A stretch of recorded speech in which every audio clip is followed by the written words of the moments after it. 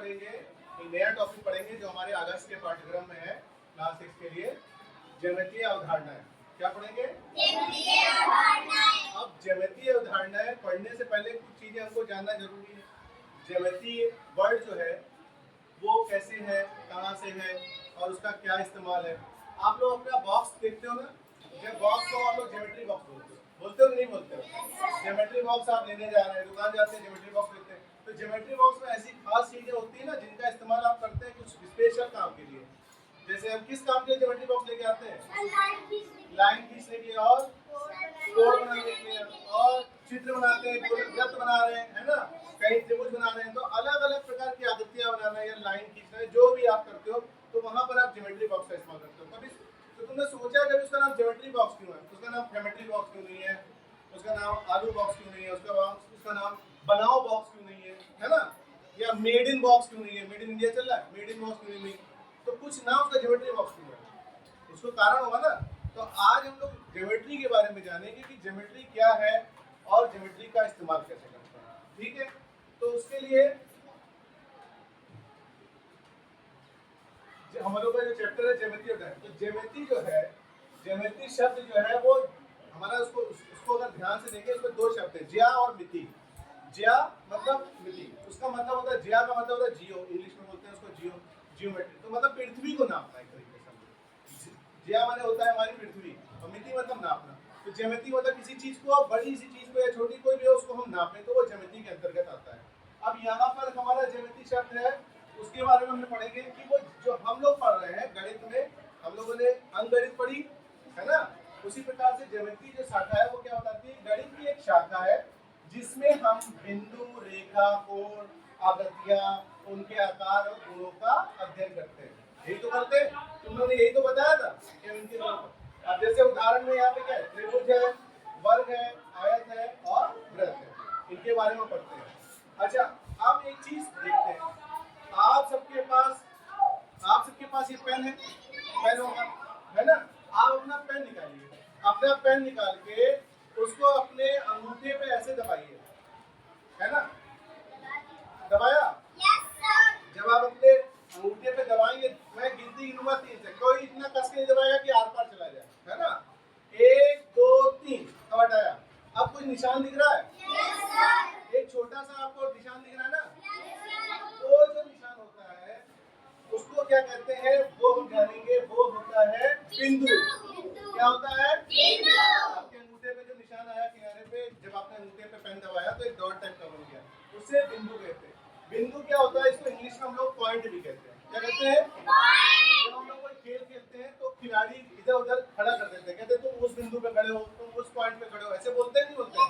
तो वो क्या बताता है, बिंदु बताता है, ये किसी स्थान या स्थिति को दर्शाता है। ये बताता है कि कौन सा बंदा या कौन व्यक्ति है, कोई भी चीज किस जगह पर है, ये स्थान को बताता है। बिंदु क्या बताता है? स्थान को दिखाता है। इसको एक छोटे से डॉट के रूप में लिखते हैं। डॉट मतलब एक डॉट, बिंदी लगा दी उसी को डॉट कहते हैं।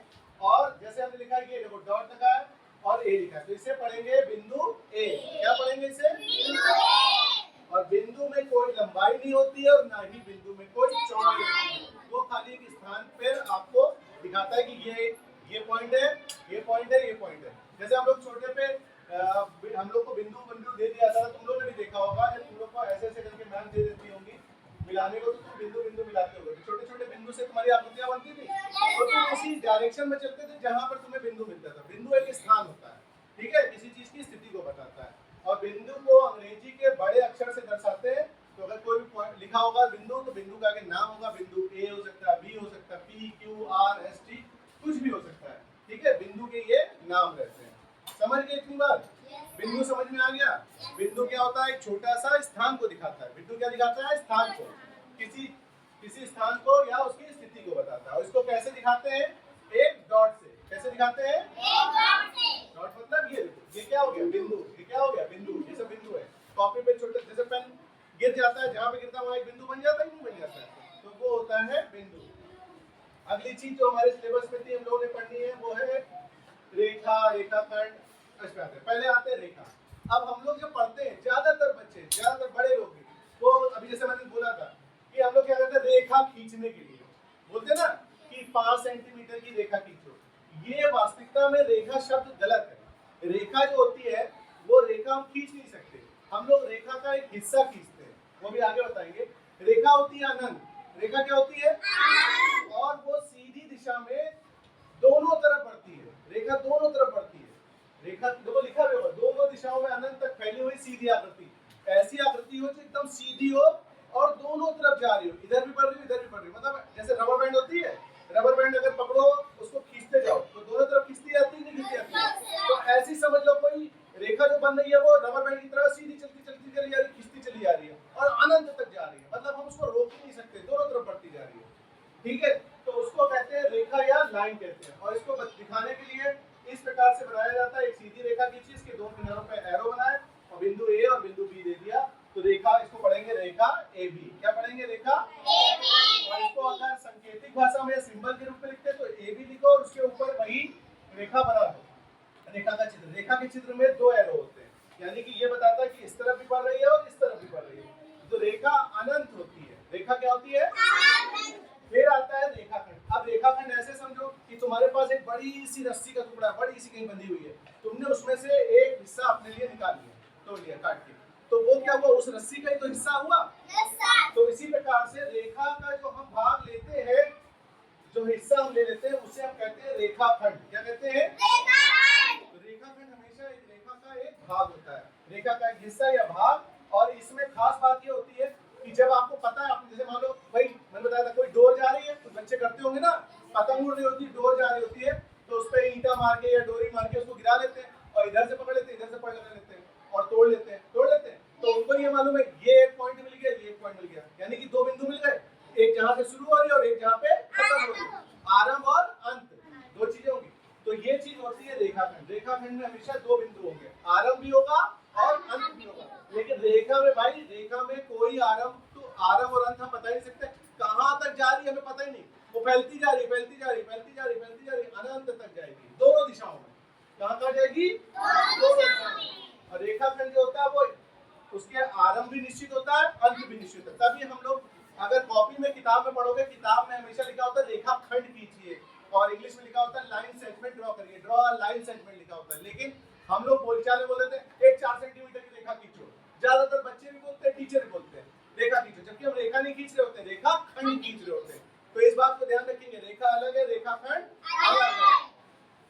तीसरी चीज जो तुमको बहुत ध्यान से देखनी है, तुमने देखा होगा जब कभी अंधेरे कमरे में बैठो और अगर उसमें कहीं दराज है तो ऊपर से सूरज निकलता है तो रोशनी आती है। या दरवाजे में भी अगर दराज होती है तो उसके अंदर से रोशनी तुम्हें ऐसे आती हुई दिखती है। वो जो चीज होती है वो ना रेखा होती है ना रेखाखंड होती है, वो इनका तीसरा रूप होता है। वो तुम बोलते भी हो सूरज की क्या चीज निकलती है? किरण। बोलते ना सूरज की किरणें आ रही है, यही तो बोलते हो। तो उसका नाम होता है किरण। क्या होता है?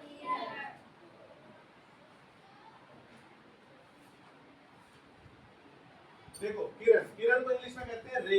क्या कहते हैं? रेखा का एक भाग होता है, ये भी रेखा का एक भाग है। जैसे रेखाखंड रेखा का भाग है, ये भी रेखा का भाग है। बस इसमें एक खास बात है, इसमें एक निश्चित आरंभ बिंदु होता है। जैसे टॉर्च पकड़ ली, टॉर्च चलाई तो निकल कहां से रहा है? टॉर्च से रोशनी निकल रही है और कहां तक जा रही है? तुमने अंधेरे में टॉर्च मारी, दूर तक जाती है नहीं जाती है?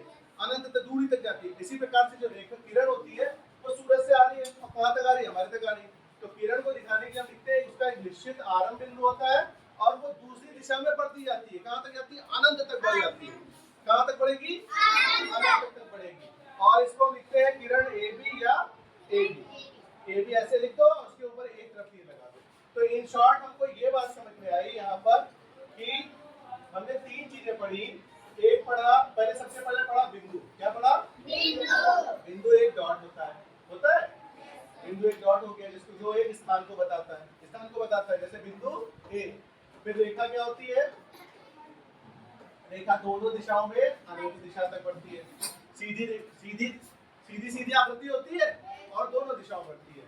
तीसरी चीज हमने पढ़ी थी रेखाखंड। रेखाखंड क्या होता है? रेखाखंड होता है रेखा का एक हिस्सा। जैसे ये बिंदु और ये बिंदु, यहाँ ले लिया ए, यहाँ ले लिया बी, तो ए बी जो होगा ये कहलाएगा रेखाखंड ए बी, है ना। और इसको लिखेंगे कैसे? रेखाखंड ए बी, या इसको लिखेंगे ए बी लिख के उसके ऊपर लाइन खींच देंगे। तो यहाँ रेखा के ऊपर कैसी लाइन आएगी? इस प्रकार से। फिर चौथी चीज क्या थी हमारी? किरण। किरण क्या होती है? एक आरंभ बिंदु होता है और अनंत तक बढ़ती है ना? एक आरंभ बिंदु होगा और अनंत तक बढ़ेगी इस पॉइंट पे भी, तो इसको बोलेंगे किरण ए बी। क्या बोलेंगे? किरण ए बी। या इसको ऐसे लिखते हैं, ए बी लिख के उसके ऊपर एक एरो लगा देते हैं, तो ये होगी हमारी किरण ए बी। ठीक है, तो हमने आज बिंदु के बारे में जाना, रेखा के बारे में जाना, रेखाखंड के बारे में जाना और किरण के बारे में जाना। तो इतना सब बच्चों को स्पष्ट हुआ? Yes sir. कल हम इसके आगे पढ़ेंगे। कल हम लोग इसमें जो और भी आकृतियां हैं जैसे बंद, खुली आकृति, वक्रतल, समतल, इनके बारे में जानेंगे। ठीक है? Yes sir. तो कल की क्लास के लिए तैयार रहिएगा। आज का भी जो पढ़ा है उसको भी रिवाइज करेंगे। ठीक है?